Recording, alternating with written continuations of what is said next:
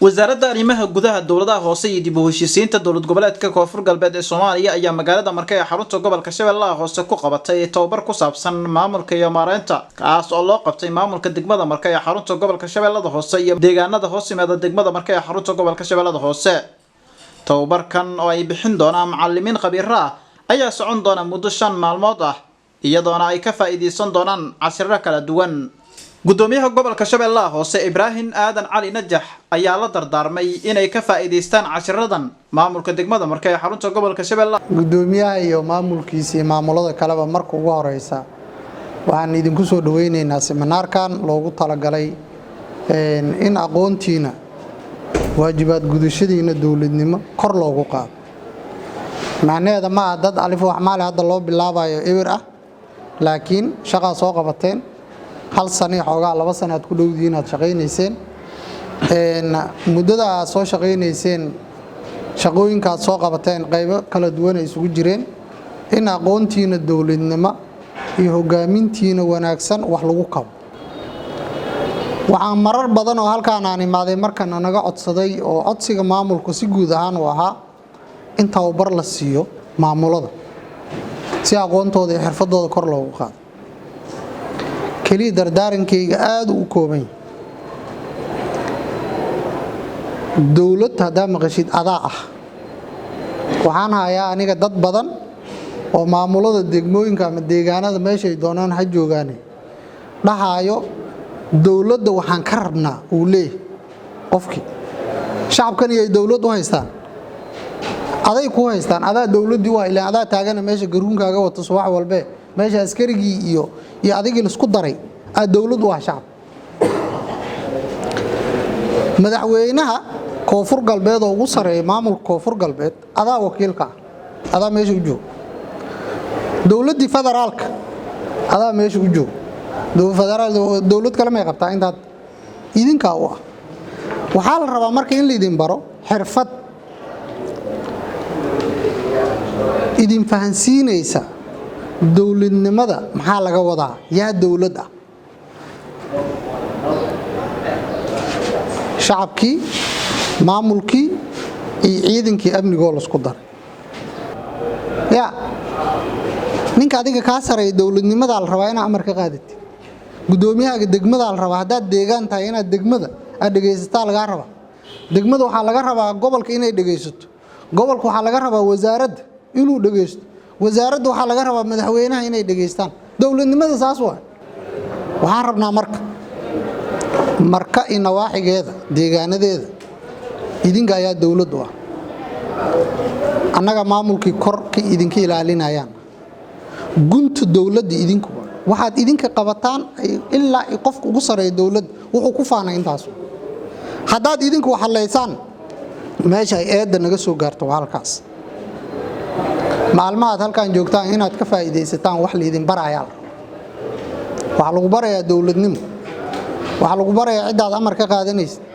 waxa lagu barayaa dadku waxaad u qabanaysid waxa lagu barayaa ku aad leedahay maya inaad adiga dhageysataa laga rabaa marka aad si fiican u barid hogaamiye fiican oo dadkiisa dalkiisa wax uga tagaya laga rabaa maalmaha shaqadan hays inaad noqotid. wasiir ku-xigeenka wasaaradda arrimaha gudaha dowladaha hoose iyo dib u heshiisiinta dowlad goboleedka Koonfur Galbeed Soomaaliya Maxamed Ciise oo tababarka furay ayaa waxa uu sheegay in looga gon leeyahay sidii sare loogu qaadi lahaa xirfadooda aqooneed maamulka degmada Marka iyo maamulada deegaanada hoos yimaada degmada Marka ee xarunta gobolka Shabeellaha Hoose isagoona sheegay in tababarkan uu socon doono muddo 5 maalmood ah waxa uu kala dardaarmay in laga faa'iideysto cashiradan inta uu socdo. salaan ka bacdi sida hore dadka inoogu horeeyay ay u sheegeen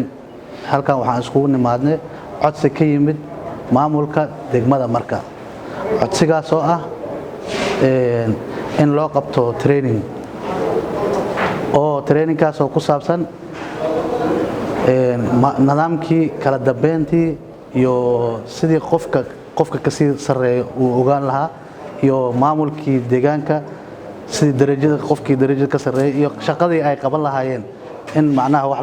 loo qeexo dadka kale waxaan la dardaarmayaa oo deegaanada ka imaaday sida Janaale iyo Galweyn Ceel Jaalle Shalambood marka waxaan rabnaa ayagana laftigooda inay gaarsiiyaan ninkii hadda casharada inta ku qaato waxa loo baahan yahay cashirka inta uu ku qaatay inuu maskax u lahaado oo fiiro dheer u lahaado markuu inta ka qaadana waxa loo baahan yahay inuu macnaha deegaankiisa ula laabto marka dad badan idin sugaayo shacab badan idin sugayaan waxaad macnaha casharada la idin bixinayo waxaan rabnaa inaad ka faa'iideysataan si qurux badan aad u dhageysataan marka kaliya waxaan u istaagay seminaarkii macnaha workshopkii inaan furo marka workshopkii waa noo furan yahay maanta laga bilaabo 4 maalmood oo noo soconaya si official ahaan waa noo furan yahay Senator Xuseen Cali Xaaji oo kamid ah golaha aqalka sare ee dowladda federaalka ee Soomaaliya ayaa ka codsaday wasaaradda arrimaha gudaha dowladaha hoose iyo dib u heshiisiinta dowlad goboleedka Koonfur Galbeed ee Soomaaliya in la soo kordhiyo tababarada noocan oo kale waxa aad iyo aad ugu mahadcelinayaa gudoomiyaha degmada iyo saraakiisha amniga oo ka shaqeeyay arintan inay dhacdo oo maamulada dhan iskugu imaadaan Galweyn Janaale Ceel Jaalle Buufo dhammaan Shalambood dhammaan deegaanada inay isugu imaadaan oo magaaladan la isugu imaado ay marti geliso dhowr maalmood waxa waaye taas waxay na tusaysaa dawladnimo dawlad wanaaga ama maamulka in la barto sida loo wada shaqeynayo muhiim waay sababtoo ah hadii kale qof walba wuxuu ka shaqeynayo ma kasaayo marka aad iyo aad u mahadsantiin mar labaad iyo mar saddexaad kaliya ana waxa idin kula dardaarmaya inaad ka faa'iideystaan barnaamijkan waxa waaye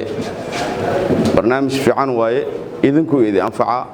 dadka bari jiilka idinka hooseeyay anfaca barnaamijkan la sheegay taada kale gudoomiyaha gobolka waxa ka codsanayna barnaamijkan oo kala dhowr jeer in lagu soo celceliyo wax fiican waaye sababtoo ah dhowr jeer in lagu soo celceliyo oo dadkii mar walba 2 bil kadib hal mar in la keeno 2 bil kadib hal mar in la keeno dadkiisi macna oo waxa waaye wixii ay si fiican u sii bartaan marka aad iyo aad u mahadsantiin annaga mar walba waxa garab taaganahay